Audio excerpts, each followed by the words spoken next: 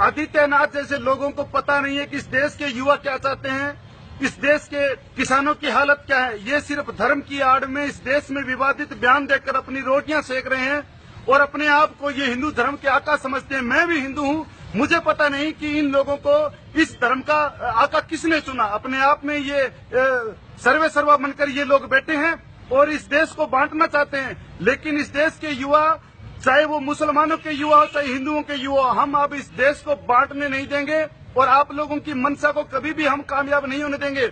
आपको पता नहीं है कि जिस संसद की कैंटीन में बैठकर आप खाना खाते हो, वो रोटी का आटा सिखों के खेत से भी आता है, हिंदू के खेत से भी आता है और मुसलमान के खेत से भी आता है। लेकिन तुम लोगों को पता नहीं है, तुम वास्तविकता से हटकर तुम लोग जी रहे हो, ये हम सब जानते हैं। तुम तब कहाँ गए थे जब तुम्हारे ब्रांड एम्बेसडर बाबा रामदेव दिल्ली की सड़कों पे औरतों के कपड़े पहन के भागे, तब तो तुमने कोई बयान नहीं दिए।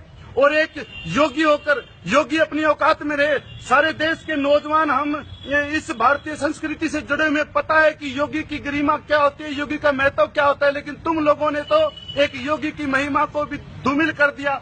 तुम्हें पता ही नहीं है कि योगी होता क्या है। योगी सिर्फ त्याग की भावना रखता है, लेकिन तुम लोग ऐशो आराम की जिंदगी जीते हो। 5 रुपए का नकली माथे पर चंदन लगाकर तुम लोग इस देश को ठगना चाहते हो। मगर अब ये देश वो देश नहीं रहा। मैं फिर आदित्यनाथ जैसे लोगों को चेताना चाहता हूँ कि तुम लोग कितना भी जोर लगा लो, तुम्हारे जितने भी तुम लोग कट्टरपंथी हो, चाहे हिंदुओं के कट्टरपंथी हो चाहे तुम मुसलमानों के कट्टरपंथी हो, तुम लोग इस देश को दो फाड़ नहीं कर सकते और तुम्हारी औकात इस देश के भाईचारे से बड़ी औकात नहीं है।